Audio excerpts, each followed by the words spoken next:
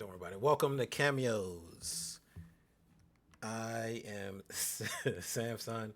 With me, I have Foosh Money and just rambling. What's his name? What up? Oh What yeah, up? what's O'Shaughnessy? O'Shaughnessy is actually he's getting ready for Odyssey. Odyssey comes out this weekend. O'Shaughnessy is currently fashioning his golden fleece furry costume.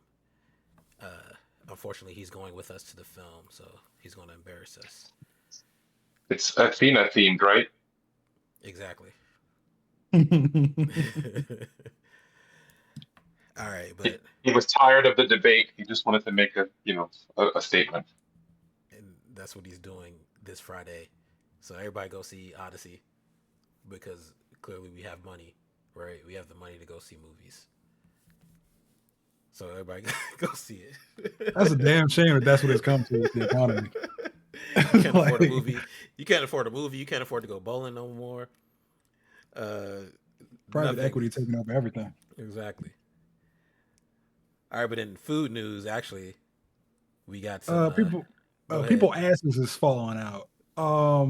Health So officials are investigating Taco Bell's role in one of the largest U.S. outbreaks of an illness causing explosive diarrhea.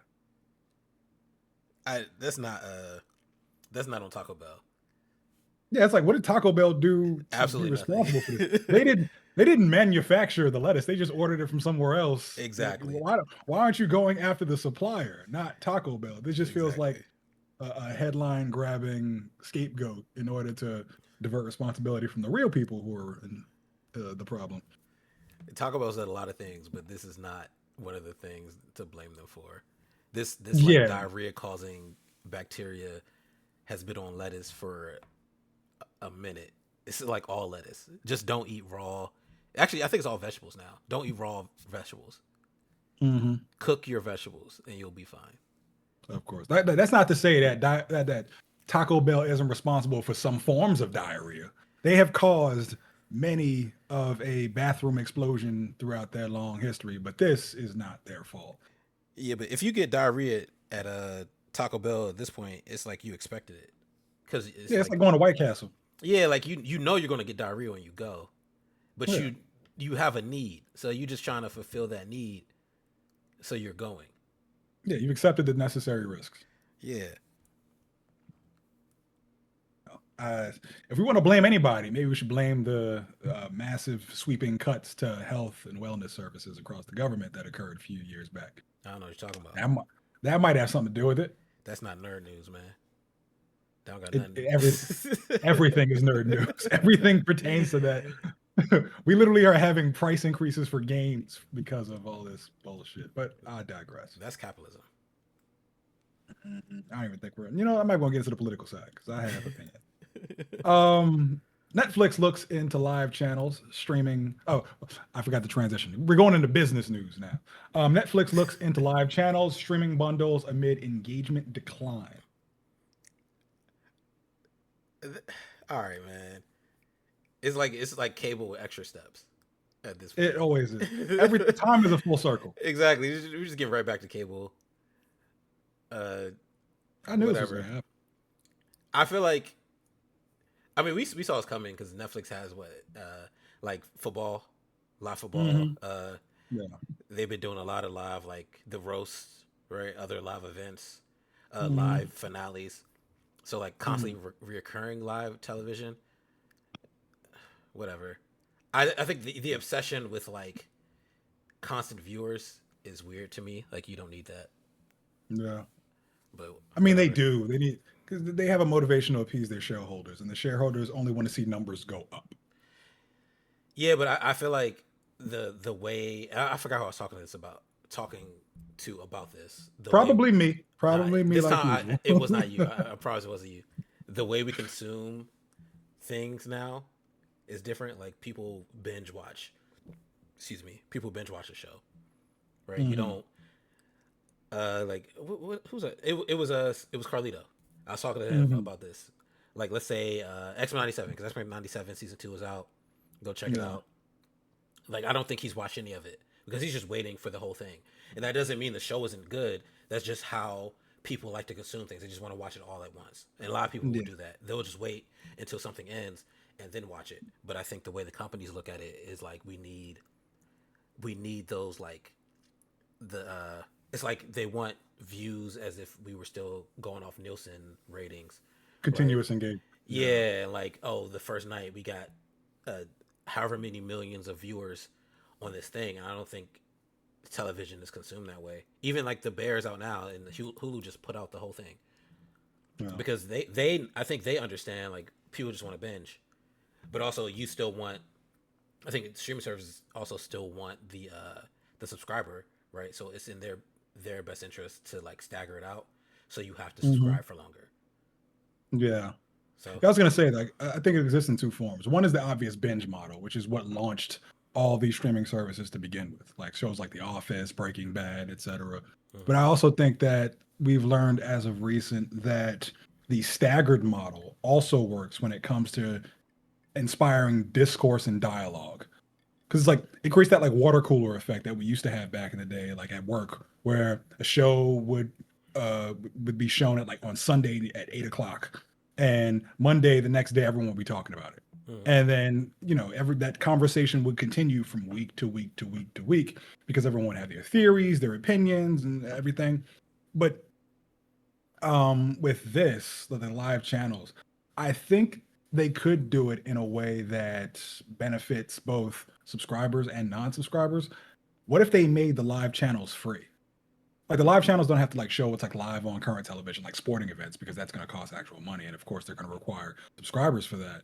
But like kind of like a channel like TNT or USA, which just shows like TV shows or movies, and it could just be like all Netflix originals, to where it's like it'll show like one episode at a time, and if you ever want to binge, then you can upgrade from the free model to the subscription model, and then you can just watch these shows on your own time, So like Tubi.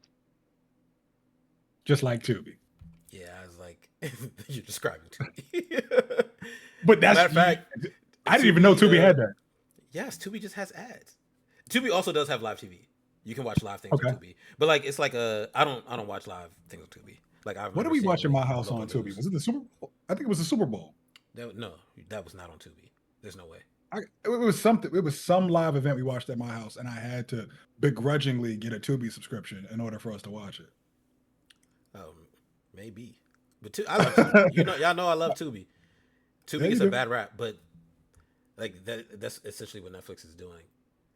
So like it's whatever. Actually, Tubi like tweeted like a troll tweet at Netflix when Netflix was talking about something, and then they were like, "Oh, it'd be nice if you could do it for free." I was like, "Oh yeah, you so." Yeah, Shout out to But Tubi no, yeah. always being ahead of the curve. for real. Like I got to give them credit for that one because that's pretty good. Check out Tubi. But if they monetize this is Download going to it. be If they monetize, it's gonna be a what? it's going to be annoying. Like just make the live what's the name the live streaming, just have that be a free tier, and then if you want to binge watch whatever shows you saw, like we used to watch like Transformers on TNT I don't on a random Sunday night, then get the upgrade. Feels like it gets your continuous viewership needed to appease the shareholders, and also it could entice people to actually get more subscriptions. You know what I like? What? Y'all gonna shit on me. Amazon's model. I like just having one thing I go to, and then like it has everything indexed. I don't I like see what having you mean. multiple streaming services. It's stupid. I Just don't give me like. one giant mega corporation. I don't like that. That Then sounds they'll too much feed. like Then they can just drip feed me the shit through an IV, and I'll be good. That's too much that sounds too much access. like that sounds like a cyberpunk hellscape. I think I never liked the idea of like Amazon having like the access to like your Paramount Plus or your Netflix or your Peacock or your HBO, because you can do everything through the Fire Stick, and it'll just go straight to your whatever you have a subscription to. But that just means you have to log in through Amazon. I don't like that.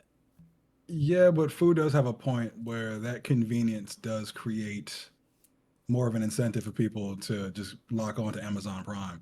because it is annoying to keep jumping around from different streaming services. But if you have like one overarching, I'm not supporting this, but I understand the need for the convenience and the want for it. I'm not even saying like log in. I'm just saying you can literally just get a new subscription through Amazon, like assuming you've not subscribed before. And they just Mhm. like you just tack it on or turn it off this month or keep it on next month or whatever. They make it super easy. They want No, you to go everything to their platform. I know. I don't like that. It's too I'm much pretty sure extra. this could be the. So convenient. I'm pretty sure this is gonna be the next step though, like bundles. So it's like you get Netflix, Peacock, and Tubi for the low price of like $50 a month, For and Tubi's it's all free. in one interface. Don't even disrespect Tubi by throwing them in there. Listen, you're right. However, it's going to slowly creep back towards the days of cable, where It's already everything there. is just under one umbrella. But and it's gonna give it to you in this mass package price of like $110 a month. But Only difference now is it's gonna be less. Actually, no, there's still gonna be commercials. It's just gonna have like ad tiers and then no ad tiers and et cetera, et cetera. you know they already offer bundles, right? Like they already exist. Only ones I've seen so far are like Hulu, ESPN, and Disney Plus. I Nah, haven't seen like there are anything else. other. So if you go, let's say you have like your internet provider. Let's say you have Verizon. Hmm. You get your like gigabyte internet service. They also have bundles of like streaming services, so you can pay. I don't remember what they are, but you can get like Hmm. Max and like Netflix for Yeah, this price. So it does already exist, which is just cable at that they're point. pretty much. I mean, with all these corporate mergers, like at a certain point, there is going to be some like mega corporation that owns everything, and then you're going to go onto one of their apps, whether it be like Paramount Plus or Netflix or whatever, and then it's just going to be like it's going to look like a Greek mythology family tree, where it's like you click Paramount Plus, and then it breaks down as like different trees, branches you can go down for. Like one will be like Warner Brothers, another one will be like Fox, and then Disney Plus. It's going to be ridiculous, and I hate it, and there's nothing we can really do about it except complain because I mean, everyone is going to continue subscribing and not doing anything to change it. well, there is, and we'll talk about it when we get to that business story. Speaking of more Netflix, Netflix is among one of several other parties in early talks to buy Letterboxd. I actually forgot what Letterbox does. Letterboxd is like that social media app for movies where it's like you can rank your films and then leave reviews.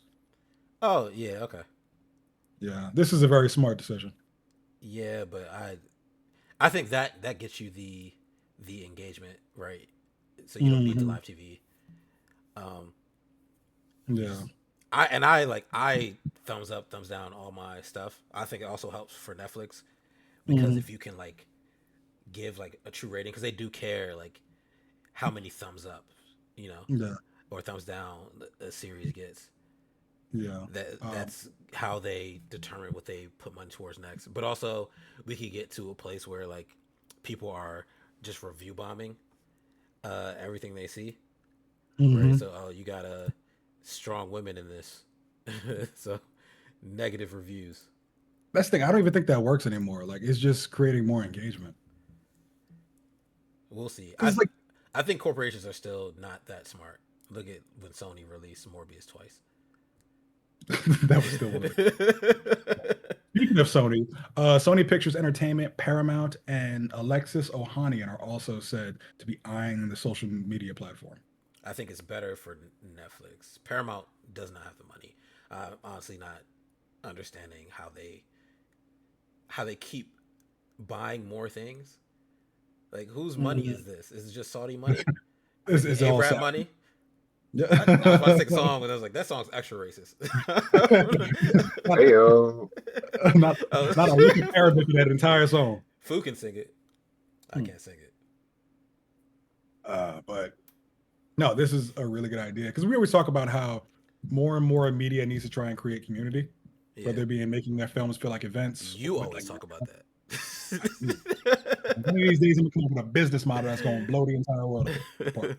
But with this, if they can create a social media app around movies and television, and then have that app link to like Netflix or whatever one of these companies actually ends up purchasing it, that is a game changer. Because not only do you have discussion happening on these apps, which is one form of engagement, because at the end of the day, all these companies are trying to do is like monopolize your attention.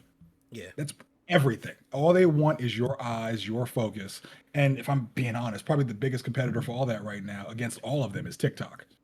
But if you can have a situation like an app where everyone has their discussions, and then amidst that discussions, you can either click a link and it'll take you to the movie that everyone's discussing, or you could have watch parties. Mm-hmm. There's a lot you can do with this, and whoever wins out, provided it's one of the big streaming giants, like they're gonna make a ton of money off of it. It's gonna drive a lot of engagement their way. Watch parties is another thing that I feel like is a double-edged sword, because on one end, I prefer the movie theater model because it gets people out of their homes and it gets them congregating and creating a third space and an opportunity to like just interact or like at least be with others. But also, it would be pretty cool to have a digital version of that with like watch parties. Mm. I just don't want people to become even more isolated. I have nothing to. Oh, okay, say to cool. that. Moving on. I agree. Disney is exploring adding a free tier to Disney Plus as YouTube draws TV viewers. All right. I'm old enough to remember when the Hulu was free. So again, yeah. it's just full circle. Going right back to the same. All right, whatever. I just hope they put the free tier. I hope it's like just like normal ads, and then I hope it's still like the big ticket things like X-Men 97. I was about to say Moana, but no. We'll get to Moana in a bit. Live action Moana, live action. What should we call it? Mulan. I hope it's not like just garbage. I hope it's those big ticket things. And then, like, let's say if you want to watch your Disney Channel originals, like the deep That's cuts, what I was getting at. If you want the deep cuts, then you have to, all right, you got to pay, right? If you want Smart Guy or Sister, or what else? Even Stevens, you know what I mean? Kim Possible. Yeah. Proud Family. Proud Family. I was trying to think of like a Marvel series, but their cartoons suck. Inhumans. They didn't have Marvel back then. No, but they have it now. So they have all the I'm saying they have all the cartoons. So all those old cartoons, they have it on the platform. But I'm trying to remember if they have the Spider-Man one. I can't remember. But if you want all that, then you got to start paying.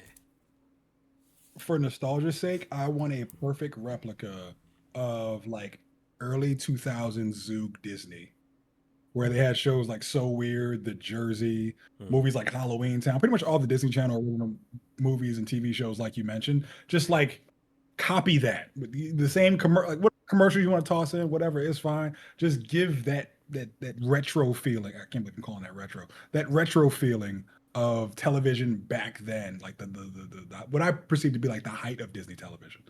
Like that be something that's very enticing, because it's like I think it'd be enticing to millennials because again we love our nostalgia, because so much of what we love from back then has been taken from us. But on the other hand, like I think it'd also be enticing to like the newer generation, like the Gen Z, the Gen Alpha, because a lot of those shows and movies are still very, very high quality. And maybe you have like a few 4K or HD versions of those same shows, but don't upscale them with AI. But just give us like prettier looking versions of them, and then just have that be the live streaming model. Oh, sorry, Josh Watson. We used to multi-stream on YouTube, but then O'Shaughnessy stopped running the streams, and I don't know how to set it up. I do apologize.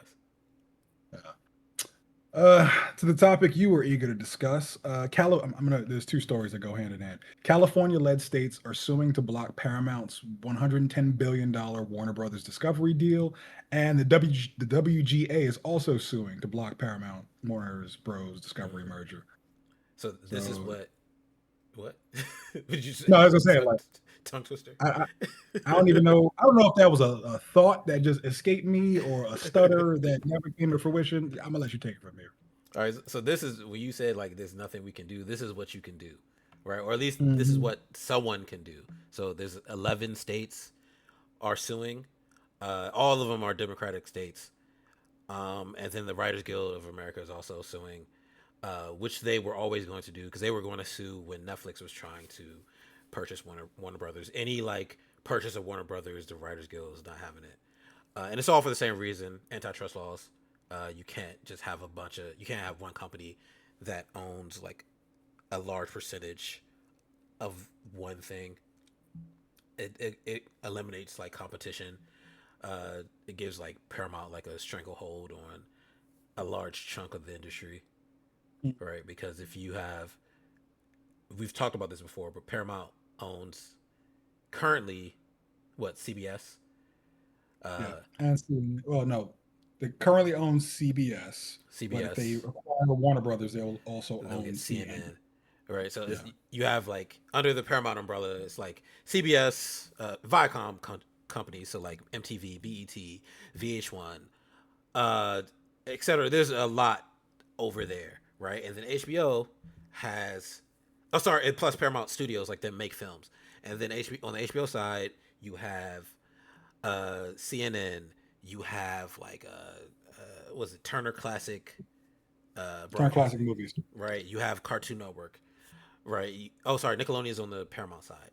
Um, I this Discovery because it's Warner Brothers Discovery, so all that Discovery Channel stuff was like ID, uh, TLC is in there. Like it's a lot. So I respect them for like stepping in to stop this. Like it's excessive. I do think it's like too much. Even when like Marvel bought Fox, right? I was excited because I'm an X Men fan. I was tired of there being terrible X Men comics, and Marvel getting Fox means we get better X Men comics again, which is exactly what happened. And they get to roll everything in to the MCU, which is what's happening now. But even still, like they got a lot out of that, and just only I remember when it happened, they only had to get rid of the Fox News, basically. Like that's what, yeah, this is where the competition exists. Just the news. That's not true. And so it exists in more places than that. Um, but yeah, I hope this goes through. I hope, but also, sorry, last thing. Um, I remember when I was reading the article and all the information about um, the 11 states that are suing, Hmm. they would still need Paramount to stop the merger themselves, which is not in Paramount's best interest to do, because the longer it goes on, the more money they lose, because you have to then fight the legal battle. Um, I would assume the same is the case for uh, the Writers Guild lawsuit. So I imagine a judge would have to step in and force the stop. And like where that happens, who knows? Also, I know like Paramount is threatening to leave uh, California because of this. But if we're being honest, they were probably always leaving because again, it's something else we talked about before. Uh, there's no incentives for these studios to actually be in Hollywood anymore. So there's no reason Hmm. for them to stay there in the first place. So they're probably always leaving. Yeah.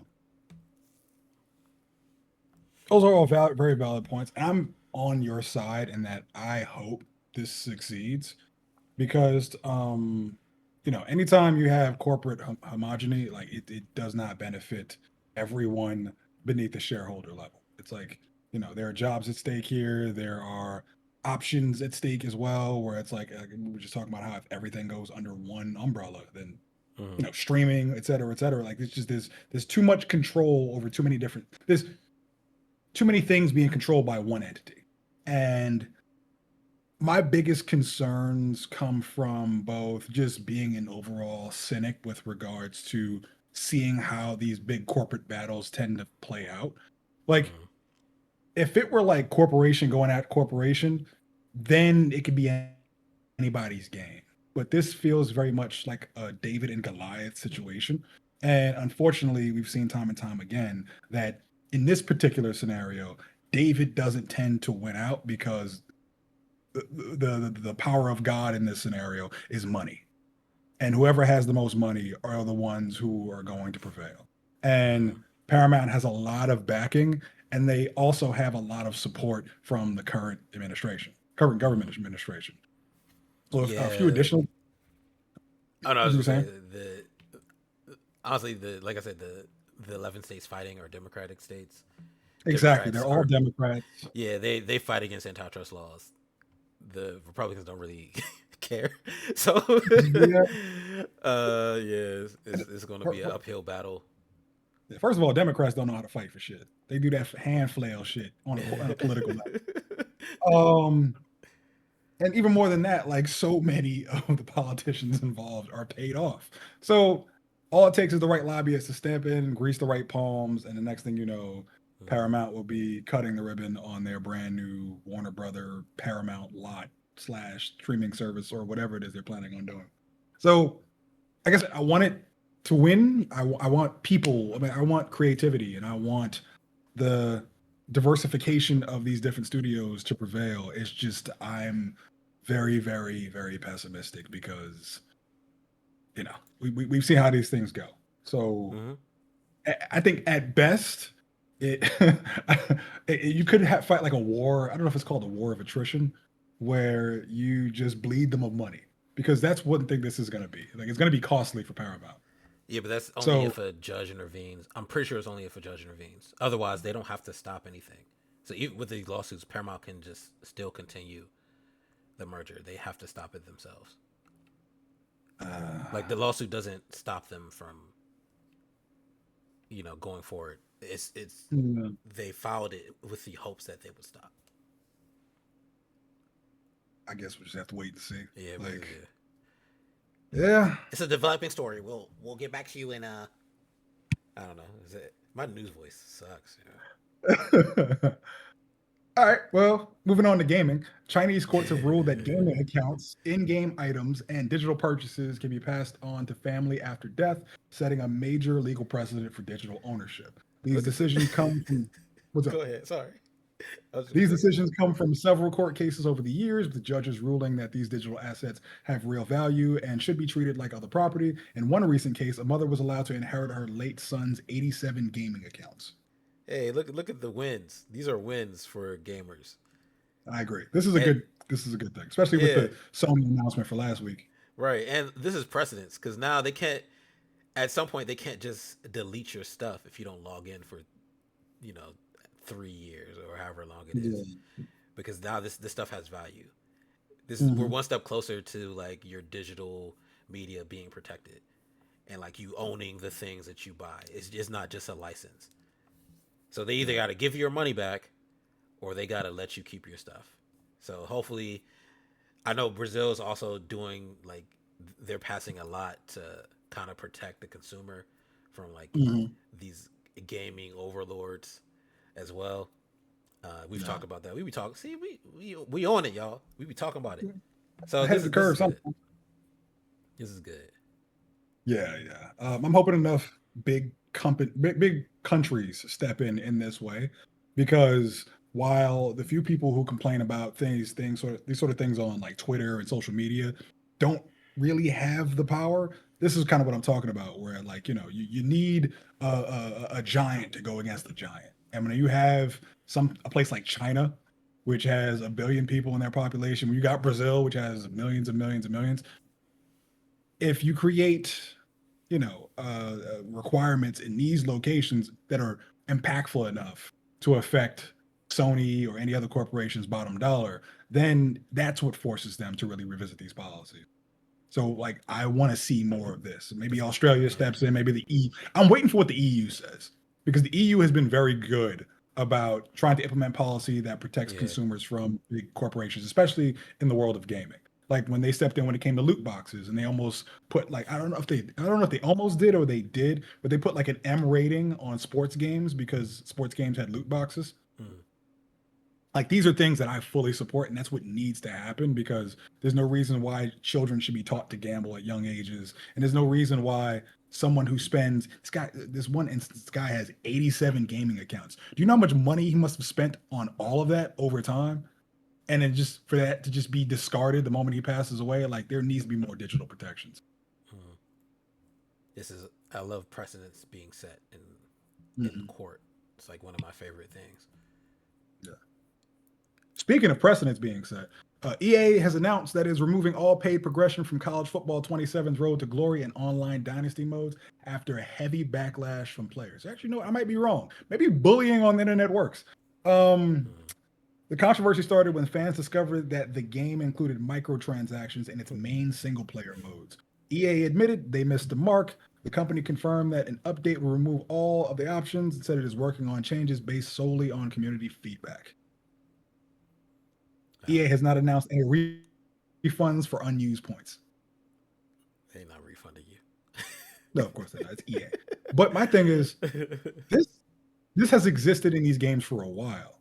So why only now is it a big issue? Like pay progression has been in a staple in all EA and 2K games. 2K games is even worse.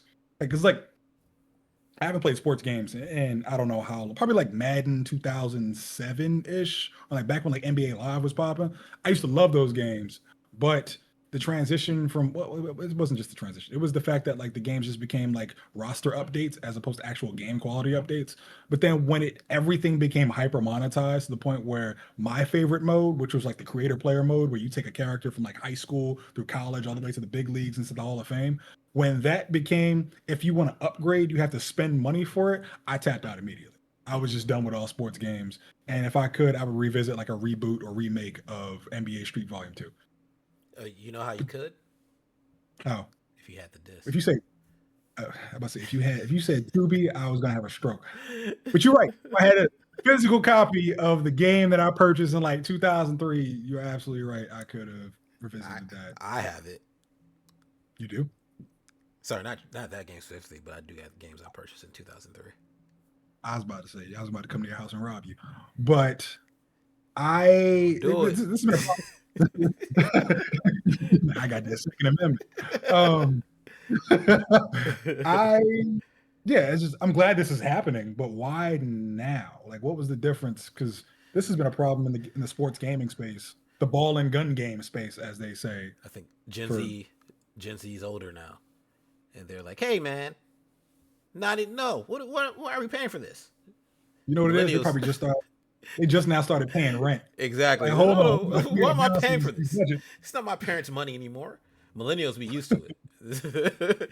Things we just get caught with the change, man. It is what it is. Gen Z Yeah. don't go for that. I've been waiting for another. Actually, I've been waiting for the rights to all of these different sports to be expired for whether it be FIFA or NFL or NBA, and just other companies can step in and just make better games. Because to this day, I think the greatest football game of all time was NBA 2K5, and close behind that was NFL. It was Madden 2005, the one with Ray Lewis on the cover, but the hit stick was introduced. But ever since then, it feels like the entire sports gaming genre has fallen off. Like, yes, there's qualities have been improved in terms of like graphics or like various features, but in overall like love for the game and not being so craven with microtransactions, that shit is just gone. Hmm. Josh Archer, you gotta take care of yourself, man. If Madden give you blood pressure issues, you gotta get your cardio going, man. Take care of yourself. I can't blame him because my cousin almost brought me to a level of violence I didn't know I was capable of. I don't know if it was Madden 2003 or two. Which one had Mike Vick on the cover? I don't be playing these games. I go outside. I, At that age, I I was think it's outside. 2000. I think it's 2003. But the one that had Mike Vick on the cover, and when in the game Mike Vick had scrambling superpowers, I was gonna kill my cousin because every single play, pass play, drop back 40 yards, and somehow Mike Vick with several thousand spins could make it to the end zone no problem. Nah, sports games. I don't care if there's no story. Sports games are just never for me, unless they like had spectacle. So like NBA Jam. like like Blitz. Yeah, I love Blitz. Like Blitz was dope. I played Madden before, but like I don't think I ever bought. I think I bought one, and after that, I don't need this anymore. Yeah. Like I don't need to buy Yeah, another that's one. when It's the same you're game. I feel okay.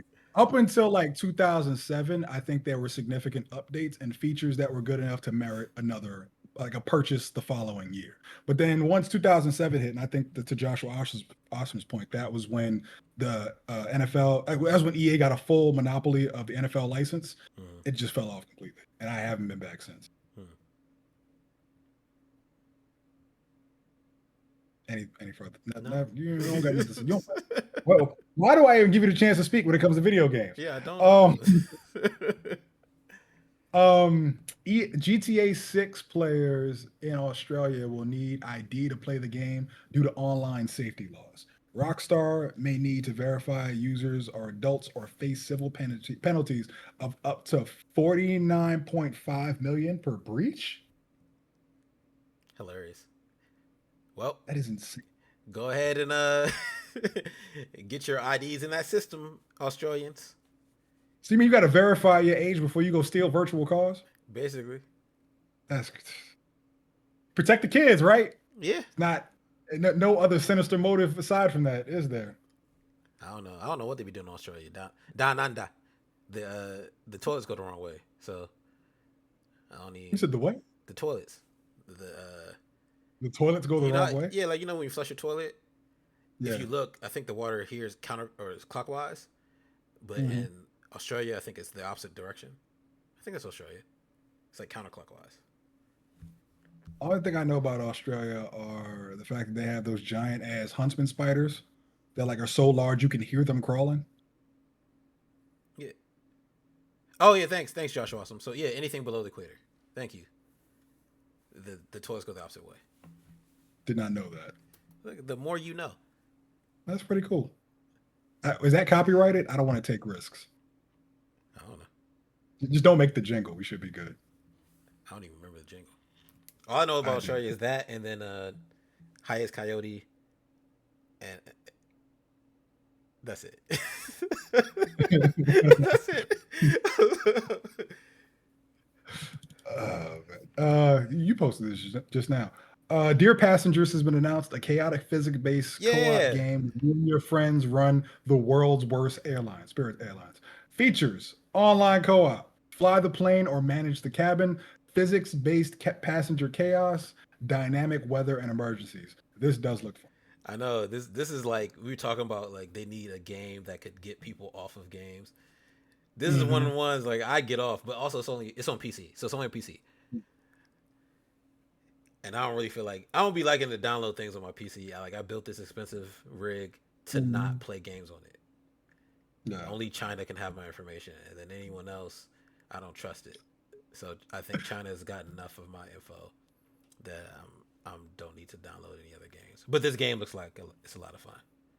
It reminds me of you ever played Gang Beasts? Nah. Wait. It's I said I get off. When did I say I get off?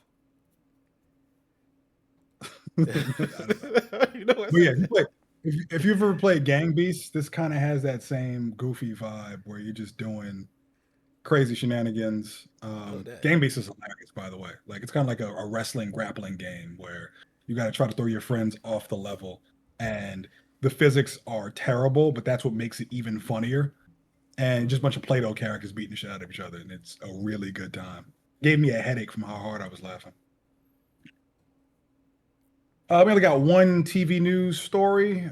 New broadcasting guidelines for women's athletics have been released to crack down on camera angles and slow motion replays that sexualize athletes. The guidelines highlight shots broadcasters are urged to avoid. Hey, shout out to Smooth Carlito, because he used to love women's volleyball. One, because they're really good, but then also the angles. He don't love it no more. Like he got a whole partner. He's faithful. But back in the day, in college, you used to just sit there watching women's volleyball, or like the track and field stuff, like the long jump. Yeah. Because like I'm sitting, why are they doing this? Like, why is the camera back here? It's not helpful at all. I think this is for the best. I feel like them cameramen were like on something. They were taking that. So it's like when I first read the headline, I was like, is this really necessary? And then I scrolled down to the comments, and you just saw all the creepiest dudes imaginable talking about like, oh, now it's not fun to watch anymore. And I'm like, you know what? Let's get censor bars because I forgot how weird people can be in this world. That is it's gooners. Gooning into professional athletics is crazy. Yeah. Well, I didn't know Sophie Callahan was a UFC card girl. I think that was just like a cameo thing, but don't. Oh, okay. Yeah. Yeah, I think that's like an official job title. Okay. She mostly known for throwing hands, so they might just put her in the ring. Yeah, this is I think it's necessary. Like I said, this is something that happened back in the day with the homies. Although they cared about the sport, right? I will say they watching the women's volleyball, but they know the positions. You know what I mean? Like the you know what I mean? Like the Leorio, not Leorio. That's a Hunter x Hunter character. The libero, whatever it's called, like all those volleyball positions, they knew them all. I think this is for the best. Let's get that gooning out of like sports. Yeah, because they are detracted from the actual game. Like watching, long jumpers in a sexual manner. Like if you're doing that, you probably should see a therapist because that's wild. Like I can understand that like the appeal of Olympic athletes, male or female. These are people at the absolute peak of their physicality. But like if you actually goon into this, some of them look really good. Go talk. I mean, it's just like go talk to a therapist if that's your thing. That's how you get off. Like if you are genuinely upset by this information, yeah, you have a problem. If you really upset, you got a problem, man. You definitely need to go talk to somebody about that. I can recommend you a good therapist. Just let me know. You really can. You got the hookups. In movie news, The Invite is currently at 96% on Rotten Tomatoes, one of A24's best reviewed films of the year. And they have a bunch of opinions. I'm not familiar with this movie. Do you know about it? No. You just posted it. No, it's like yes I do. Yes I do. It's when Seth Rogen and I forgot who plays his partner. They get like invited to I forgot the other characters. They get invited to their house.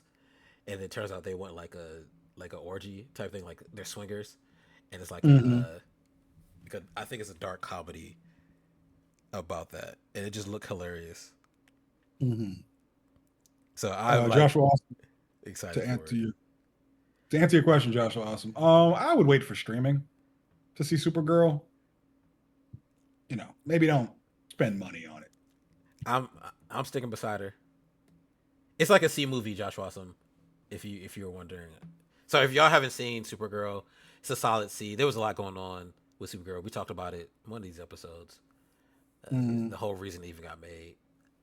But yeah. But The Invite, when it does come out, I'm like definitely going to go see it. My lady probably won't go with me because it's definitely a comedy. So I'll be in there alone. And it comes out it already came out. All right, next story. Moana misfires. I didn't know. Moana misfires with 43 million US opening. Looks to Horizon with A- cinema score. I saw a tweet that had me cracking up that said, "The Rock is doing this for us. He killed off the DCEU. And now he's killing off live action Disney movies." Just fucking up the hierarchy wherever he goes to save cinema in the funniest way imaginable. I can't even blame us on The Rock. Nothing against The Rock. I don't think it's his fault that this is not doing well. I think people are just tired of live actions. Also, you just put out Moana 2. What was that, last year? Right? Basically. Yeah. Come on, like we really don't need this. I think you can't just enough with the cash grabs. Yeah, enough is enough. Yeah. Stop it. Yeah, I think this is an instance of them realizing they were too big to fail. Less than a decade old, and they're making a live action. Sorry, go ahead. I think this is an example of them thinking they're too big to fail. Like they thought that they could just print any sort of live action remake, and then people would flock to it. And to their credit, Moana is a very, very big draw. That movie went triple platinum in my home because of my son. But like it's just people are tired of this. People are tired of a lot in cinema today, and Hollywood simultaneously is being shown exactly what the people want, but ignoring it completely. Mm. It's like people don't want the same formulaic bullshit anymore that we've seen time and time again. They want ways that they're going to be challenged. And instead of listening to that, you just regurgitate the same old slop all over again and act surprised when it's a bomb. Unless maybe you're not surprised at all. Maybe you knew it was going to be a bomb. But this was just like all an elaborate money laundering scheme that The Rock was unknowingly at the center of. Because like I can't understand any other way why you thought these things are still going to keep succeeding. Yeah, I don't get it. Like yeah, like Yeah. everyone called it terrible from the jump, and still, like, I don't know. You don't get the nostalgia like viewers, right? Like let's say you make a live action Lilo and Stitch that was more than a decade ago, so Yeah. it's nostalgia plus this fan base. The kids haven't even seen the original in the same way that we've seen the original, right? Yeah. If you have made if you made a never mind, not even Toy Story, because Toy Story came out, it just came out. You need the nostalgia, and that's a good example of Josh Awesome. Like it's like making a video game. He says like making a video game and then making an HD remake within a year. Even Blue Point wasn't doing that, and that's what they do best is make the Rest in peace. yeah, rest in peace. But yeah, like it just doesn't make sense. Yeah. It's just cash grabs at this point, and I hope they don't do it again. This is kind of a wild take, but I think this movie would have been done a bit better without The Rock. I don't know about that. I don't think The Rock is the problem. Okay, I can't say he's the problem, but I think that there's this actor. You ever saw Shazam, the first Shazam, before Zachary Levi went crazy? Oh, I thought you were talking about with Sinbad. Was it Sinbad or was it Shaquille O'Neal? Because the Mandela effect doesn't fuck me up. There is no Shazam movie with Sinbad. Anyways, did you see the Shazam with Zachary Levi? Yeah, it's actually good. So yeah, it's a not, but yeah, it's good. Yeah, everyone else did a great job. But remember the dad of of Billy Batson's family?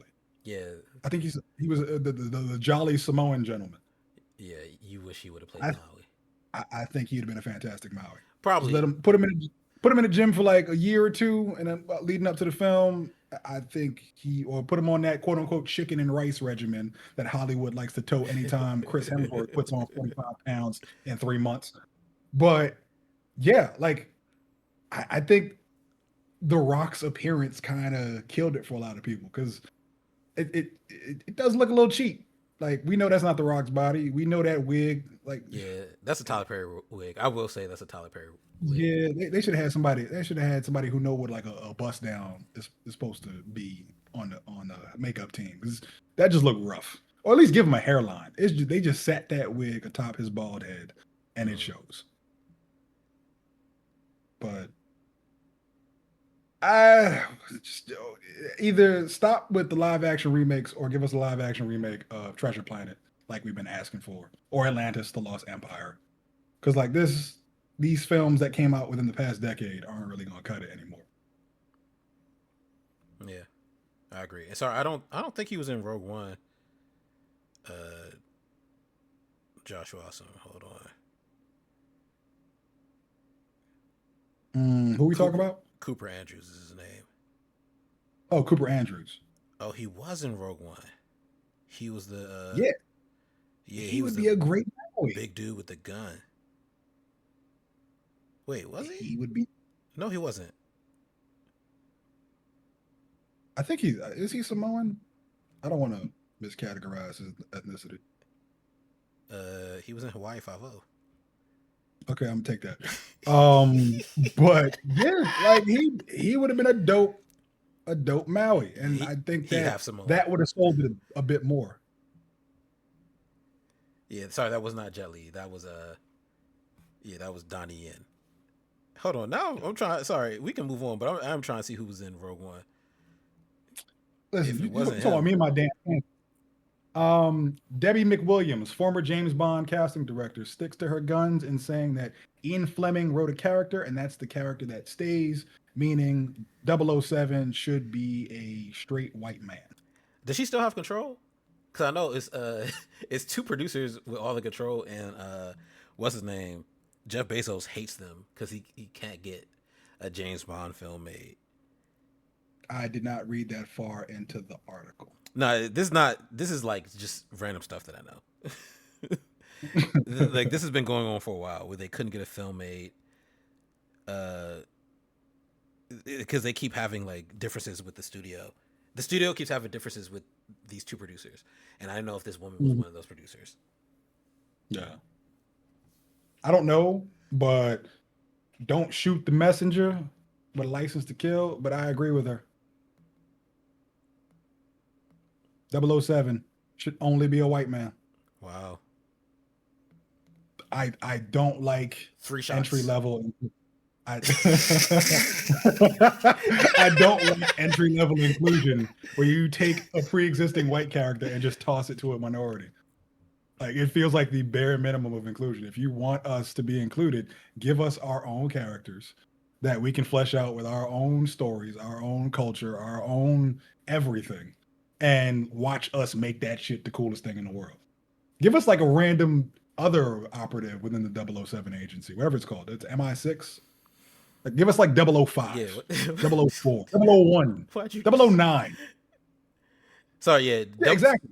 007, but 007 is specifically James Bond is 007. There are also a bunch of 00s, other 00s, but it's like He-Man. I know 006 is Trevelyan. Yeah, another white man. It's like other 00s in the organization. And then the last movie, when 007, they thought he died, but he wasn't dead. They had given 007 to like this black woman, and then he came back, and then she was like, "Who's 007? Is he getting his number back?" Stuff like that.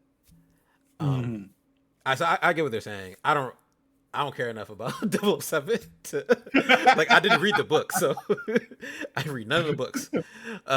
So do what you will. Just make a movie. Yeah, I'm willing to go out on a limb and say, give us any other 00 agent and a decade of mainstream exposure, and that character will be as popular as 007, if not cooler. Are you still looking up Rogue One? I am. I found the dude. Get on my damn nerves. I found him. Long story short, we can make characters cool all by ourselves. George Lucas says, sorry, it's not the dude from Shazam. It's someone else. Jiang Wen is who that was. Oh, that was 2 stories ago. George Lucas says movie studios have become too reliant on focus groups. He says, and I quote, "The audience doesn't know what they want to see. If they don't like a character that's interesting, and as a filmmaker, I would want to find out why. But when studios hear that, they take the wrong message. They let the audience actually make the movie. Now they go crazy with that." I think he's like, you're kind of right. Somewhere in the middle. Yes, there has to be somewhere in the middle. I think art is important, right? I don't think you should just make art to like appease the audience. Then nothing would be good, and you'd never get anywhere. But also, I do think it matters that like people will like the art that you are creating if you're trying to sell it.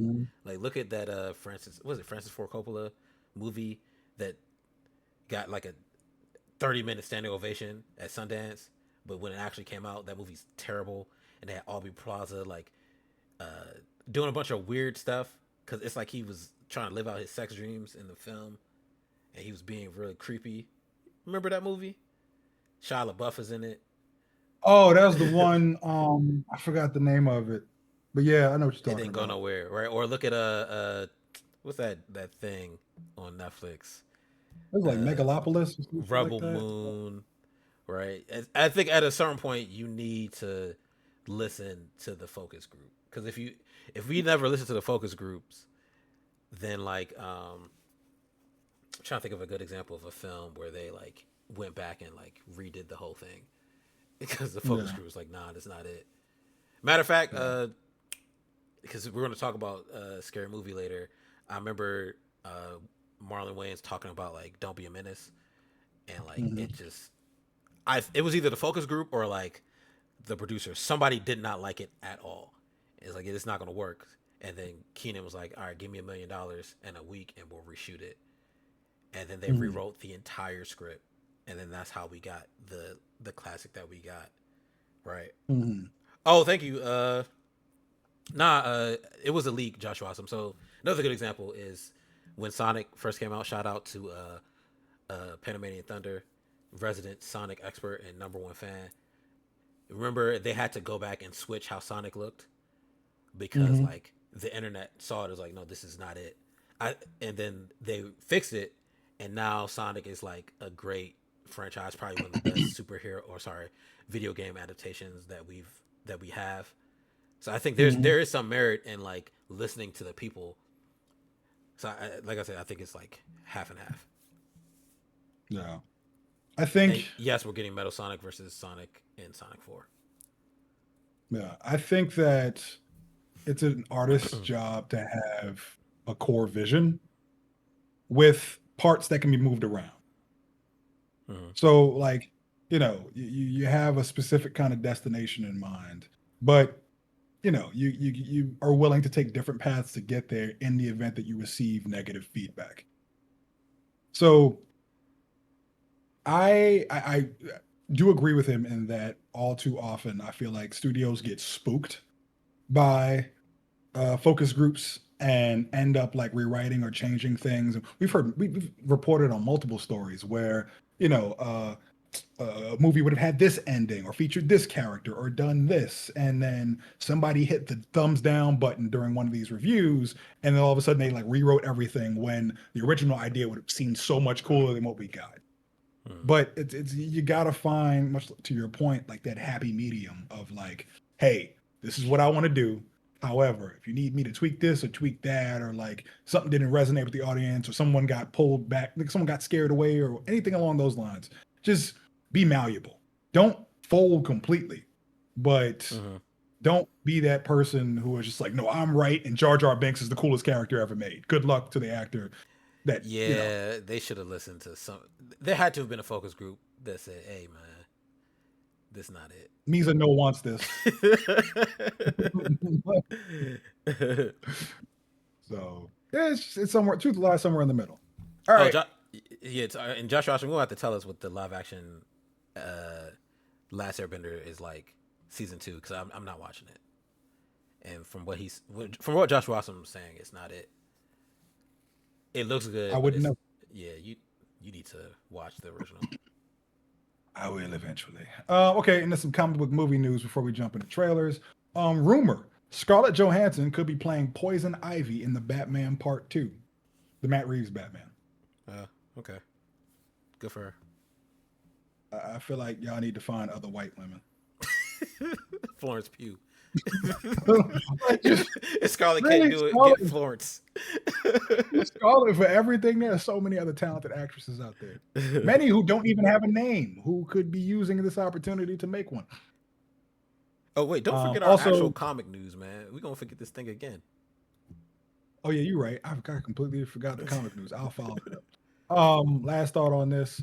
Actually, not another rumor is that apparently everyone believed that Sebastian Stan, who plays the Winter Soldier, is going to be playing Harvey Dent, aka Two-Face, in the Batman Part 2. Turns out, that's the thing. According to a few photos that were released from the Batman Part 2 set, he might be Victor Zsasz, and Brian Tyree Henry might be Two-Face. So my Two-Face, I'm open. I don't like that. I love Brian Tyree Henry, but I don't know. We were just talking about James Bond. So you like your James Bond white, but not your Harvey Two-Face white. What if they make them biracial and like one side is black and one side is white? I don't know. Let's talk about this, brother. That would be weird. If it's too young, I'm not gonna lie. If one half of his face is white, I'm getting up and I'm leaving. I'm not sitting there. I'm not watching the rest of the movie. There's no way. I'm pretty sure Prince had right. It wasn't too like the Joker. Like one side. Nah, Joshua, thank you. Like, which side is the evil side?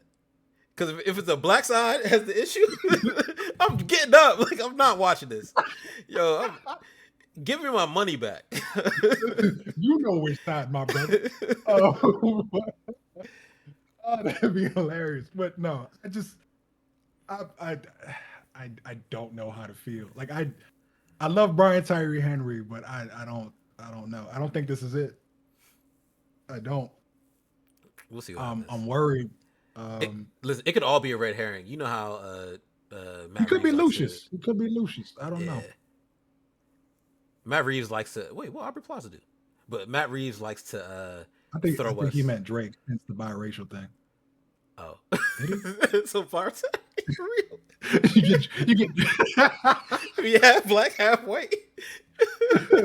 Right now, you remember when LL Cool J was at a like WrestleMania or something?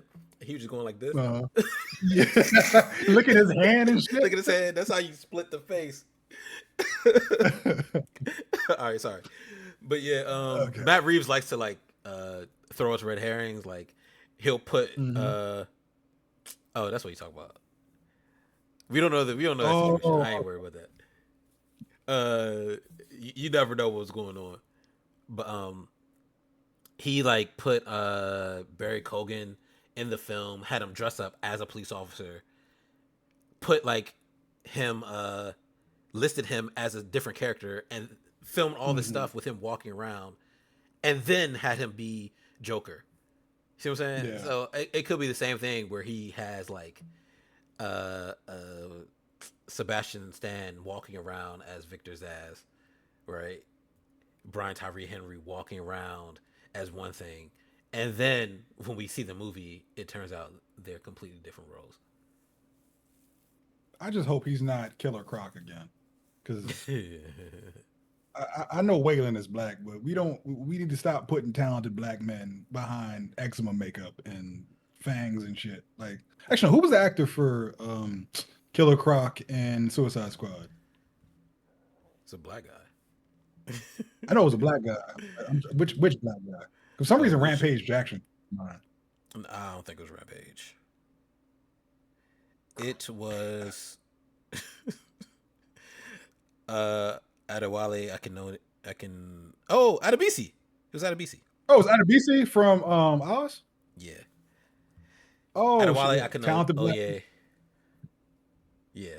Yes. Shout out to Adebisi, man. I just finished Oz. That show is terrible. That to go from Oz to seeing J.K. Simmons as what's the name? J. Jonah Jameson.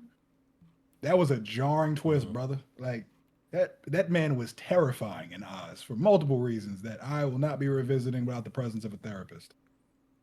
Yeah, if y'all never seen Oz, check out Oz. Also, it's a lot of grape in there, so keep that in mind if you can't handle that. Him as Schillinger was a monster. In more rumored casting news, take this one with a grain of salt. Adam Driver has reportedly been cast as Magneto in the MCU X-Men reboot. Yeah, we'll see. We'll see what happens. He was tired of being cast as a villain, turned around and got cast as a villain. So we'll see what happens. I wouldn't be mad at this. It's not what I expected. He could also be Sinister. Like he give him a goatee and some really white skin and a diamond in the middle of his forehead. But Magneto, I don't know. He'll be fine. I think he plays villains well. But it's such a weird. Like he played the Black Klansman, right? And now he's playing Magneto. Spare Chuck and mother. I like Magneto as a character. I wish he was like Jewish Magneto. I hope it's Jewish Magneto. Me too. Yeah, that's like such a pivotal part of his identity. Like watching his family go through the Holocaust and how it shapes him and how he deals with like the mutant race. It's such a big part of Magneto. So my guess is That's the thing. It's like, how do you do that? Because in the comics, they have like a sliding timeline to Yeah. where it's like, what's the name? When Punisher was first introduced, he was a Vietnam soldier. Then as time went on, it would have made him too old to be in Vietnam, so he got moved up to like Desert Storm and the war in Hmm. Iraq and all those sort of things. But it's like the Holocaust is such a fixed moment in history that, in my opinion, is deeply integral to Magneto. So how do you give him longevity? Like, do you give him like immortality essentially, which would make sense? You could do something like that and say like the electromagnetism that he controls has effects on his cells that allow him to age much slower than everyone else, which is comic canon. But that I can't understand any other way they would do that because like No, I mean it could take place at any time because uh, you don't know the year of their timeline, right? Whatever. we do in the MCU because like they're in the 2020s like we are, like maybe 2028, 29. How do we don't know where Magneto's coming from?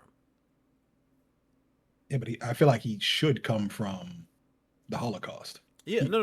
What I'm saying is you don't know which Earth Magneto's coming from. We know they're doing ah, the you, incursions, so he could be coming from you're any right. Earth. He doesn't have to like at the extra credit scene for Fantastic Four. They end up in like Earth where what's his name Frazier was Beast, right? That's where That was the Marvels. sorry that was the Marvels. Sorry, Marvels. My Yeah. bad. They end up in the Earth where Frazier was Beast, right? Not Yeah. Polaris. What's her name? Dag. uh, Monica Mhm, Rambeau. mhm. She ends up there. That doesn't mean that. Yeah, yeah. And that's the X-Men with like Patrick Stewart, and Ian whatever as McKellen. Magneto. So, thank you, Sir Ian McKellen as Magneto. But that doesn't mean that. Sorry, yes, Kelsey Grammer. I'll be saying people's character name clearly Adebisi instead of like their real name. But yes, thank you, Kelsey Grammer. So, but that doesn't mean that like if Driver is in fact playing Magneto, we don't know where he came from. It couldn't be that Earth, so it could be Mhm. anywhere. So they could like get their like timeline where he like still comes from the Holocaust. You still have like uh the like 90s, right? 90s X-Men stuff going on, and then they bring them Mhm. in to the MCU into 2026 or whatever year it's supposed to be in MCU because I forgot what we are doing with the time shift after the click. Mhm. I see what you mean. So, like, post, like Joshua Awesome just said, post Battle World, where they essentially compress all the multiple realities into one universe. This way, like in the comics, Miles Morales was able to jump from the Ultimate Universe and appear in 616 with his canon intact and just integrated with that main timeline. I could see that. Okay. Yeah, That's what I prefer. yeah. I think But it would be fine. But like Josh Ross said, yeah, it depends on script and director. yeah. So we should be expecting a lot of big announcements for the MCU in the next few weeks because you have Comic Con 2 Saturdays from now. It's supposed to Hmm. be the Doomsday trailer, the first official Doomsday trailer, and then D23 is coming up in August, which Fu will be excited by because we're getting Kingdom Hearts news, like official Kingdom Hearts news, and like a big reveal and like I think a 10-minute showcase or whatever, according to what And a was roller being coaster. told. You got jokes. Yeah, Few more comic book movie news updates. Michael Waldron of Loki and Doctor Strange and the Multiverse of Madness is writing a Nova movie for Marvel Studios. yes. He was also at first writing the Kang stuff before they threw that out. So Yeah. that would be good. He's a good writer. Yeah, I just hope they use Richard Rider instead of Sam Alexander for Nova because Sam should come later on. Yeah, but Richard Rider is John C. Riley. No, he's just a Xandarian. No, he's Richard Rider. He can't be Richard Rider. I think his name is like Roman Day or something like that. Hold on. Let me He's definitely check. not Richard Rider. I feel like They we were wouldn't talking waste about that this. character. They would not waste that character on John C. Riley. Richard First of all, Rider is don't like do an that to John icon. C. Riley. He's a great comedic actor, but he's not Richard Rider. He's a great actor. He's not Richard Rider. Richard Rider is like a Hal Jordan kind of vibe. You're right. He's Course Man Day. Yeah, he's Roman Day. Okay. But yeah, Nova should have appeared a long time ago. Oh right, With, like, the sorry. I Guardian. knew he was one of the original Novas. My bad. There was this iteration of the Guardians of the Galaxy that consisted of Nova, Ronan the Accuser, Beta Ray Bill, Quasar, um, who was somebody, Silver Surfer, like all the big heavy hitters in the cosmic universe. Mhm. And I can't remember. I think it was Thanos Imperative, and they were going against Thanos. It was just like it was the coolest spread shot in the comic, and I'm just like, this is everything my childhood ever wanted from the. That was when Marvel was at its cosmic peak, and I would love to see something like that in live action, even though I highly doubt it. Yes. Um, Last bit of comic book movie news: we got our first concept art of Avengers Doomsday in HD. For those who can't see, which is all of you, because we don't know what we can put up here legally. It's a picture of Doom's mask in the middle. In the bottom, it's the Fox X-Men, which consist of Cyclops, Beast, Magneto, Charles, Mystique, and Channing Tatum's Gambit. To his left, it's Steve Rogers with no sort of costume on, just a black T-shirt. Thor holding Stormbreaker, Ant-Man, and then the Thunderbolts. Mhm. And then to his right, it's Reed Richards sporting a white jacket, which looks pretty dope. I like what they're drawing that from. There was a run. I'm not going to get into it.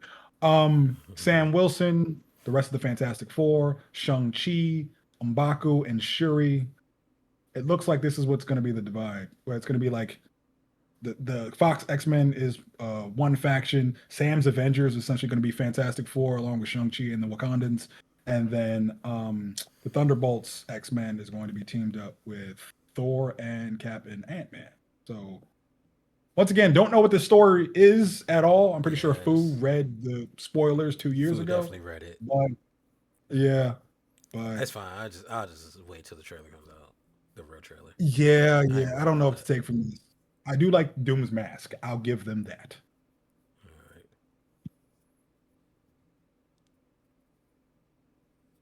All right. Um,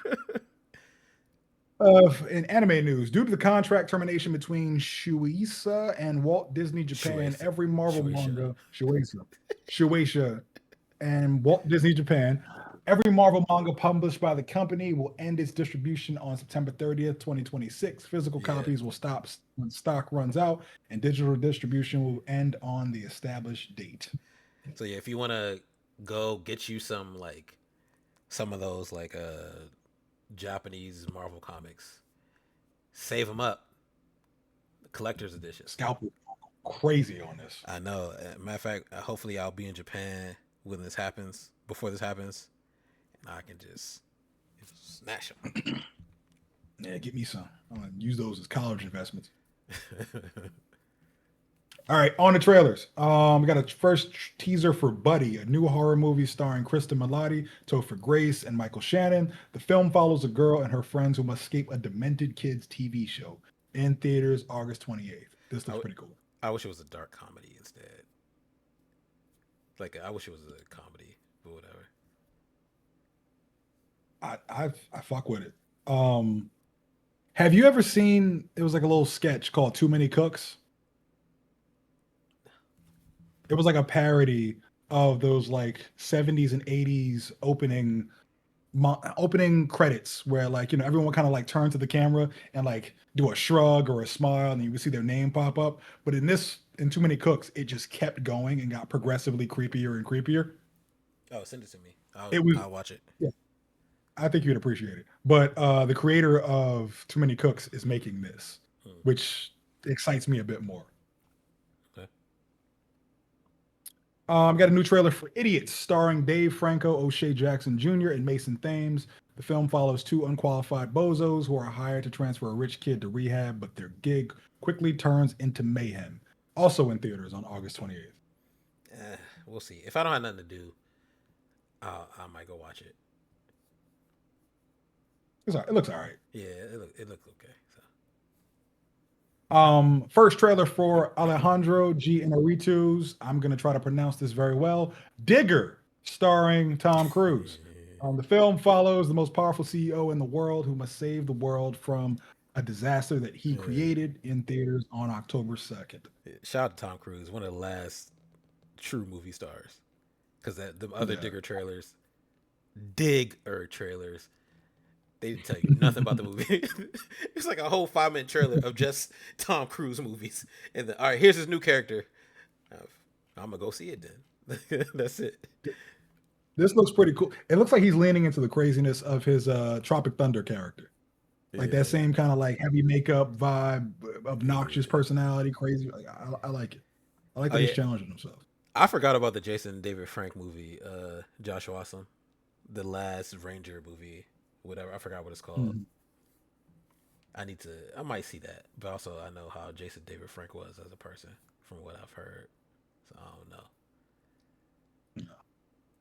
We got a first trailer for Mayday starring Ryan Reynolds and Kenneth Branagh. Premieres September 4th on Apple TV Plus. For those who don't know, Ryan Reynolds is a pilot in 1987 during the Cold War, and he is trapped behind enemy lines after his stealth bomber crashes. And Kenneth Branagh, who is a fan of American culture, is there to save him and help him escape Russia. Yeah, it's a comedy. Apple TV doesn't miss. Like, always has a good show. So yeah, I'm definitely watching that. And our last trailer is an official teaser of Godzilla -0. Can't wait. Yeah. So Joshua, yeah, he's playing Hal Jordan. pretty much. Like, comic book Hal Jordan. Yeah. Oh, sorry. Before I forget, I need to make a correction from last week. When we were talking about Cheetah Girls, I said that Broken Promises had an issue with Raven Simone. They actually fixed their issues, so now she just has an issue with Adrienne Balon. So that's why she's not in the film, the remake that they're doing, the DEI remake they're doing. So I had to make that correction. Respect to your journalistic integrity.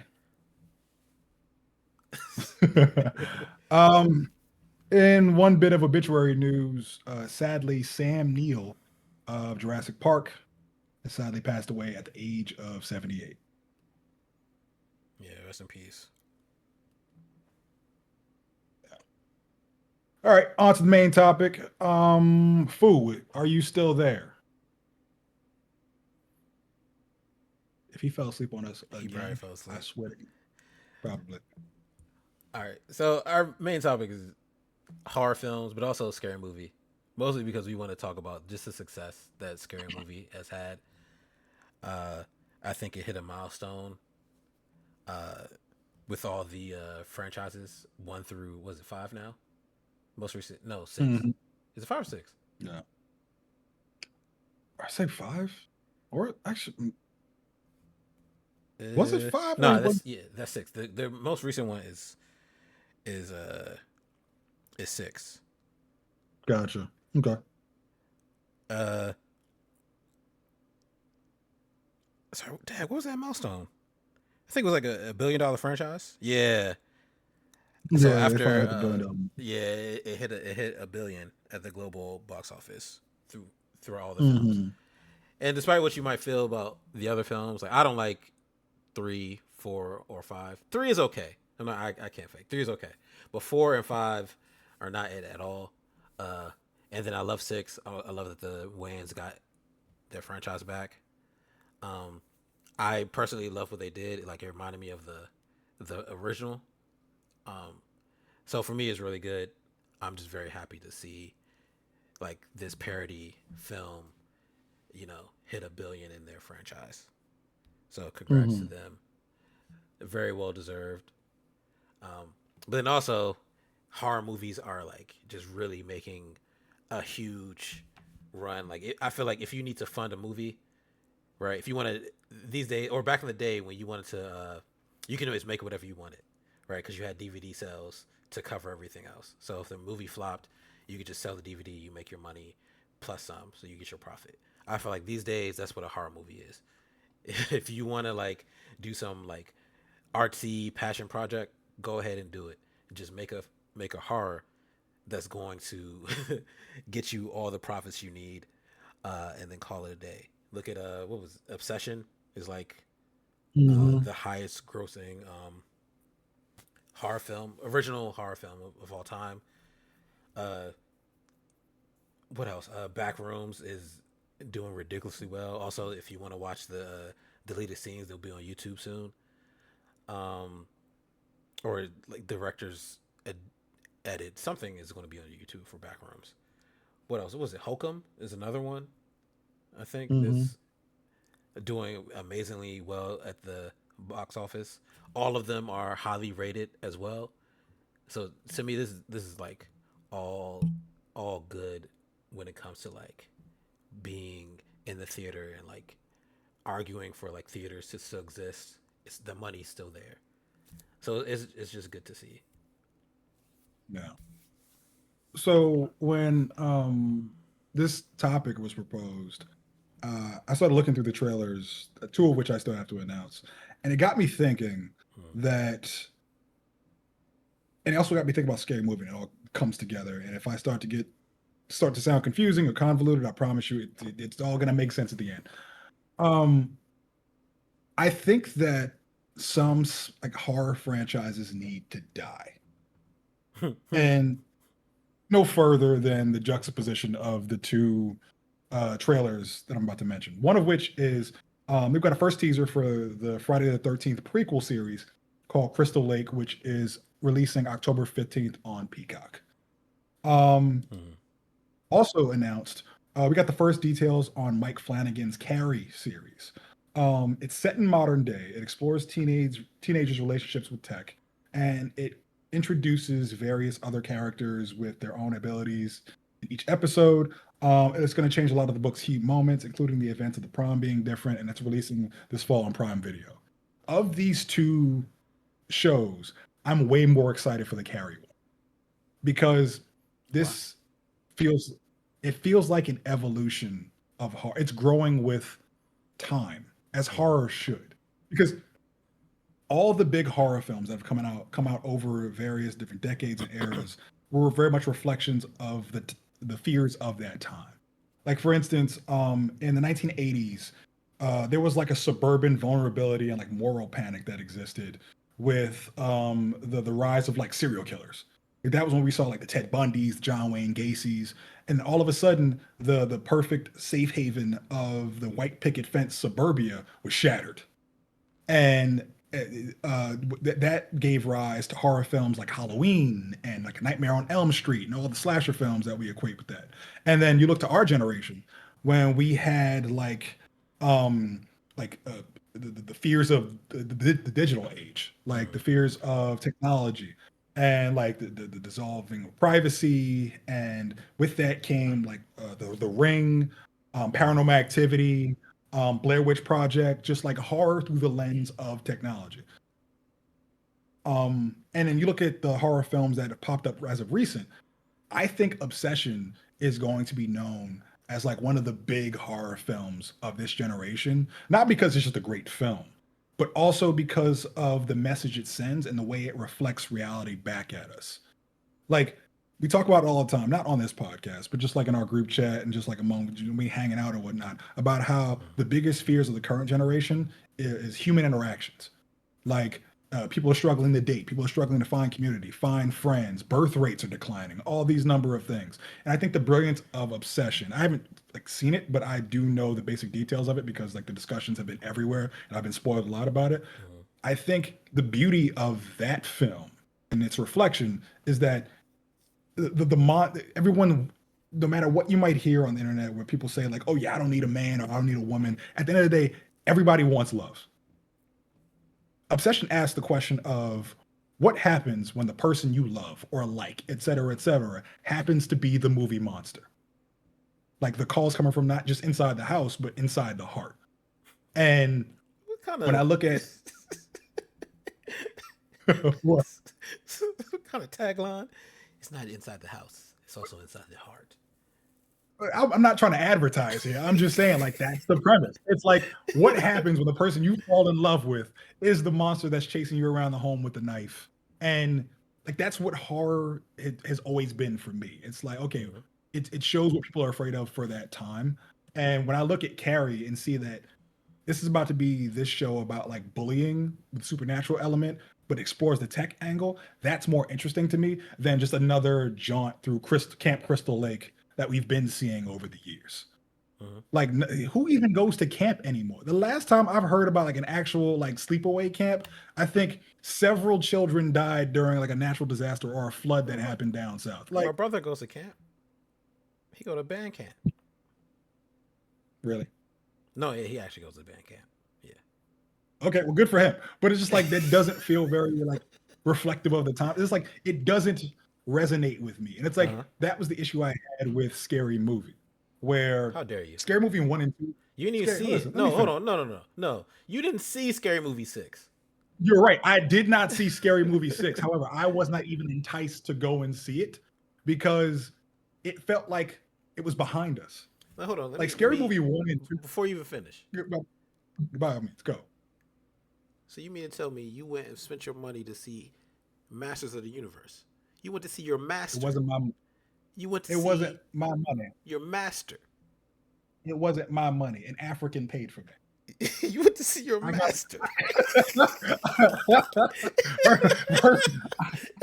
I got paid. An African bought my ticket so I can go watch Idris Elba and support that black man. Your master. String a bell. Is it the whole hand or the two fingers? It's the whole hand.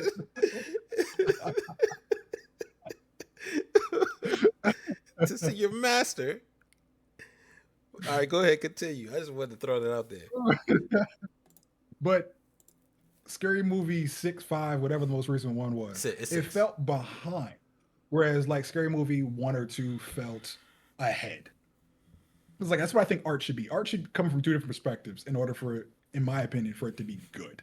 Like it should be ahead in that like it's leading us to like the next thing. Whereas like the next fashion trend, the next advertising trend, the next, gaming age, et cetera, or should it come from above and kind of like shed a spotlight on the world today? Now, there are other things you can do that are like retrospective, but Scary Movie 6 felt more just like retreading old ground that we've done before.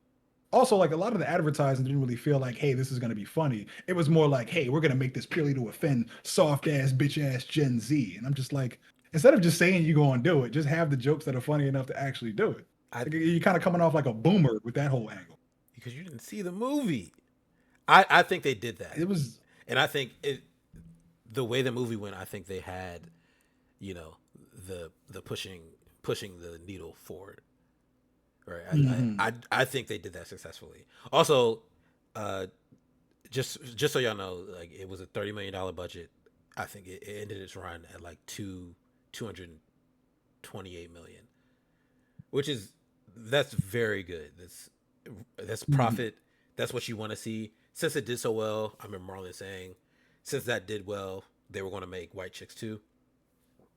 So we should get another. That's like another nostalgia type movie where we get back something we've been waiting to see for a long time. And I think like Sean and Marlon and I don't know who else wrote this. I think their approach is to keep this like fresh, because I personally think the Scary Movie was fresh. So I think their approach, if they make another Scary Movie, when they make White Chicks 2, which they hopefully do, I think they're keeping it a fresh perspective, but also like still remind you like, all right, this is still reminiscent of what you were a fan of to begin with. from what I saw, like it didn't even feel like an intact movie, just like, it was like a series of skits. Nah, it's intact. It makes sense. There's a whole plot. But that's the yeah. Okay, but to my original point, like like the marketing was what threw me off the most. Like I said that from like the first trailer, where it's like it was one funny joke, and then the rest of it was just like we're gonna make the new generation just cringe and just run away with our quotes and comments about pronouns and shit. And I'm just like, this feels so very boomer. And I say that as a millennial, and like it always bothered me when it felt like someone's primary function was to offend more than amuse or entertain. Mm-hmm. It's like that came off more like you've been in a fight with somebody who it's like they're being held back and all they're doing is talking shit about how they're gonna fuck you up and they're gonna beat the shit out of you and all this other kind of crazy shit, but they're not doing it. They're just saying what they're gonna do. And it's like, yo, if you're gonna do it, just do it. Like, show me, don't tell me. And like that's what that felt like more than anything. That's why I was just like, okay, this doesn't really feel like the old school Wayans, where like they just came swinging with all their comedy and all their humor, and they let that speak for themselves. And if it just so happened to offend people along the way, so be it. It's price of comedy. Yeah, but you're describing a marketing issue at that point. This is the same. We could say the same thing about your master. You're right. That's not my Right? master though. Master. If anybody, I went to support Idris Elba. That's a black movie just as much as it was. Master. There were more biracials and blacks in that films than there were whites. And then there was Jared Leto. We don't know what ethnicity he is. You love Jared He's Leto in weird. that movie. He was a great Skeletor. I ain't even gonna lie. So Like, your masters of your universe had the same issue where they couldn't market this movie well, and as a result, it kind of didn't perform well in the box office, even though they're still making another one, which is crazy to me. No, but Scary Movie was a success. Not No, that's the same. Masters of the Universe was not. No. What I'm saying is, my point is that Scary Movie was a success because I think just enough black people ignored ignored everything and went to see it anyway. It was like Soul Plane. Right, basically. Well, I don't know what's up, Lance. It could have been, but I think so. Your issue is That movie broke the box office when it came to bootlegs. Hold on. Now I'm curious with the Soul movie. I feel like it Soul bombed movie. terribly at the box office. I'm gonna check real quick. But your criticism is like your criticism is how it was marketed, essentially. But that's not what came across on the screen. At least not for me. I know for some people didn't like it. For me, it was what you were describing that you want to see. It just, I think the marketing thing is a separate issue. Like I think in general, most studios don't know how to market films well. Nah, Soul Plane bomb. That's gonna be the title for the episode. Nah, Soul Plane bomb. Yeah, but I think in general that most studios don't know how to market things well, especially when it comes to like parody films and this type of content. But then, back to the horror, like actual horrors that Scary Movie will parody. I think they do market those well because it's like that's a formula you don't ever need to change, right? You just jump scare in the trailer, show a little scary thing on the side, you're good. Profits, right? Or even for the series, right? Look at I think all these like horror series have been performing well. I think that's why they are continuing to make them. Like look at Welcome to Derry, right? Not only is it critically acclaimed show, I know they're making another season where it just goes into a different era of Derry, where Pennywise is doing the same thing, right? And it's fresh enough that it doesn't like it's not like the not Lake Placid. What's the Jason Voorhees, the camp wherever they're at? Yeah, Camp Crystal Lake. It's not like a retelling of the same thing, right? It's a fresh perspective of like you know who's here, you know what he does, but here's how it looked in this time period, and that keeps people engaged in a way that the Camp Crystal Lake is probably not going to keep people engaged. So it's still fresh. I think the ideas are still there.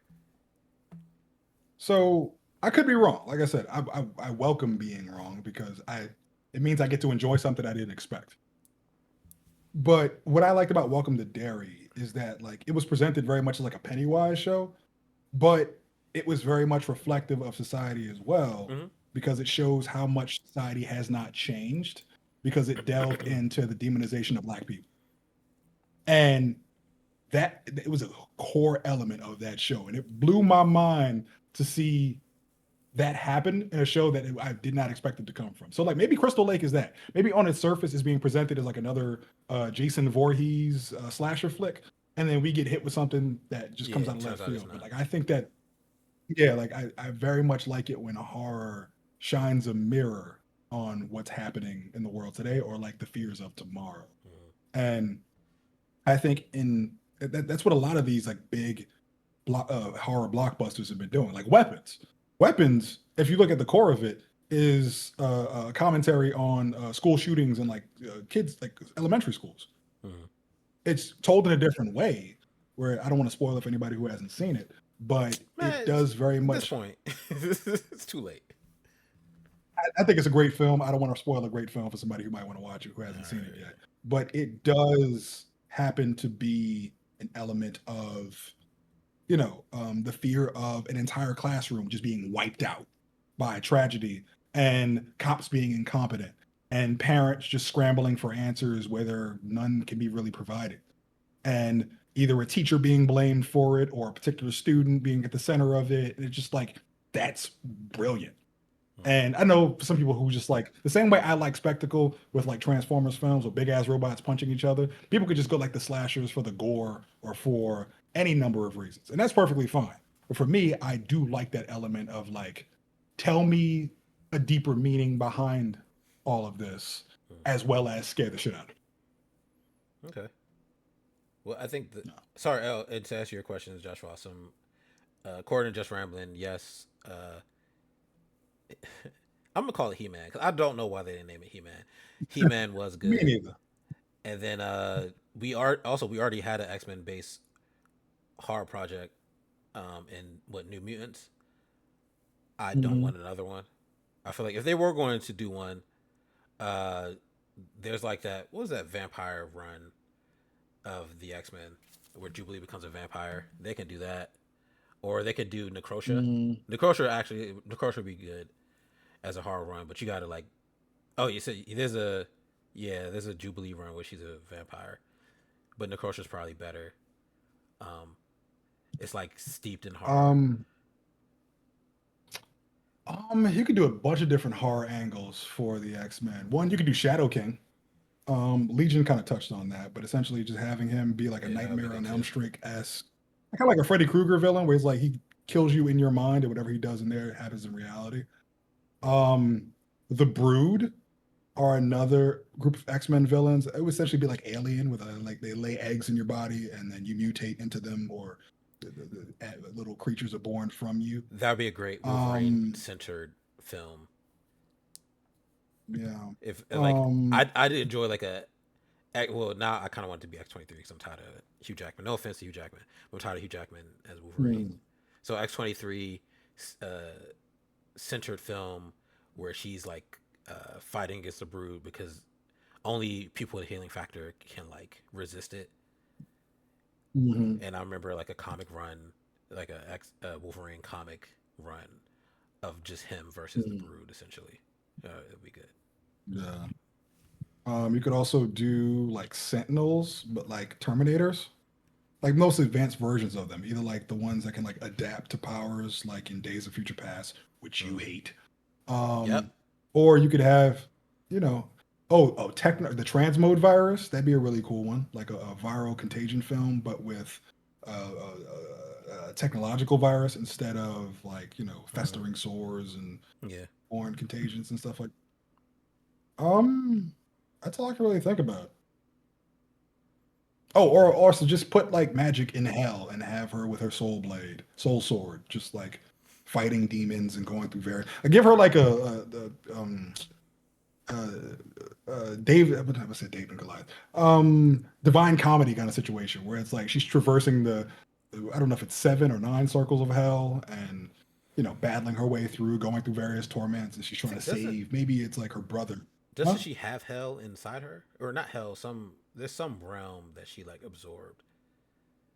Uh, some deity, not the Juggernaut deity. There's like other Marvel Hmm. deities that exist. She absorbed one of them. Is why she's like a candidate to be the Sorcerer Supreme. Sorry, excuse me. You could be right. I just don't recall at the moment. But I'd I have to. do like. The comic's literally over there. I gotta go like figure out which one it is. Yeah. But my last point is I do like Joshua Awesome's ideas with Horror Mojo. Like, I don't know, that could be a commentary on like, influencers who are doing crazy shit to get attention. And like now he makes like this circus online where like he has Yeah, people that'd be good. participate and like commit atrocities against the X-Men for his own delight, and then he upvotes and downvotes according to. Yeah. I feel like we're giving away a lot of movie script ideas, No, and we should be I think these would be storing them. great. These would be great series, but I think Disney would have to get away from that, like no horror, no rated R like content. I think. Sorry, and I'll end with this because we need to wrap it up at some point. I think at the end of the day, like I'm sure we've talked about this before. Like younger generations aren't into comic book films, right? We are. Our generation is. Though. We Mhm. like the comic book stuff. So if that's the case, you don't Yeah. need to make this family. You don't need to make anything superhero related family friendly because that's not your audience anymore.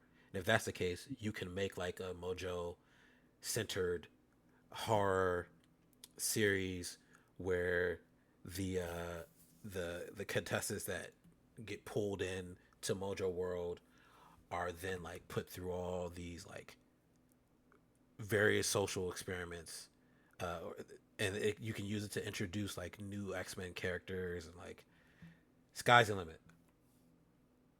Mm. So yeah, sorry, and that the Punisher thing wasn't good, honestly. No offense to John Barthol, but like he kind of, I think his input. It seems like it's always the same whenever he has input in the Punisher series. It's like the same thing happening. Like, oh, I'm going through it. My family's dead. I gotta kill some. I gotta kill some people. I I mean that's a lot of the Punisher in comics. I Like, know, but at a certain point, man, go stop some drug dealers, man. You still dealing? Go to therapy. He's still dealing with this.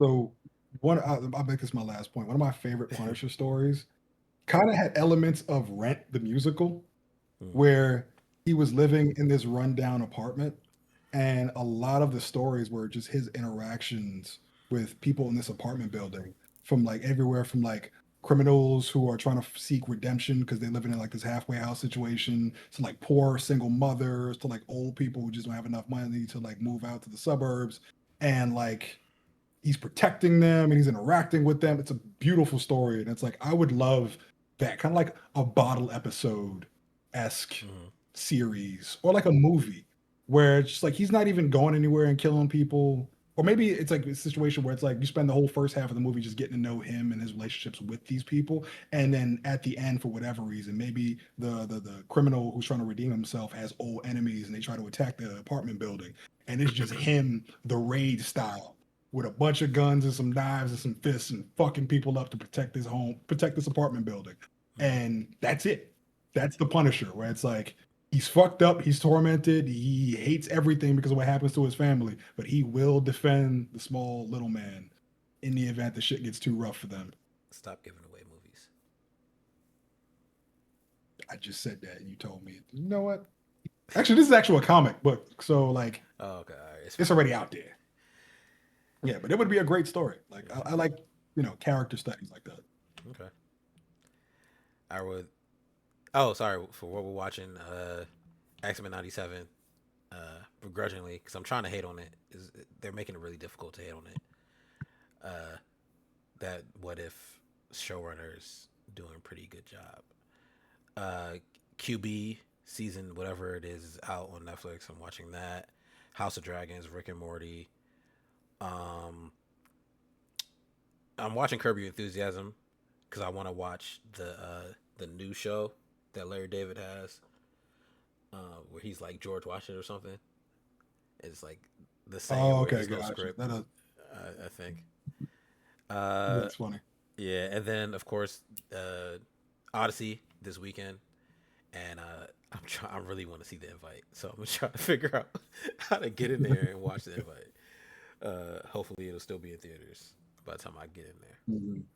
I think that's it for now. Oh, and Spider Noir is still on my list to watch. I really need to watch Spider Gotcha, Noir. gotcha. All right, bet. I'm X-Men 97. Going to see the Odyssey this weekend, Friday. And yeah, I'm almost done with Baldur's Gate. I know I've said that for like 6 episodes now, but this time I'm like really close. I'm like two more story arcs away from finally closing what might be a series of chapters, because I'm probably gonna go back and play it at some point Hmm. in the future. But for now, I'm good. I need to play other games. I've been on this for like 2 months, and I'm Mm. curious about. I gotta play Star Fox because I said I was gonna play it. Um, I want to try the. Speaking of which, the 007 First Light game, because after all this like turn-based RPG, I just need like an action shooter fighter something to just like balance it all out. But we'll see what happens. Okay. All right. Well, that's what we're doing. Watching, playing. Food is sleep. So we'll get back to you Again, next week. And check us out on YouTube, Twitch, Spotify, Apple Podcasts, wherever you listen to your stuff. We'll use social media eventually. And yeah, until next time. Uh, I don't know. Peace. Oh, and no kick. I'm not using kick. And then lastly, before I forget, next week Doomsday tickets go on sale. So for all you like Uber fans, check next week for your to get your Doomsday tickets. Mhm. All I right. just you were in the middle of your whole thing, so I just textually. All right. All right. Peace, y'all. Peace.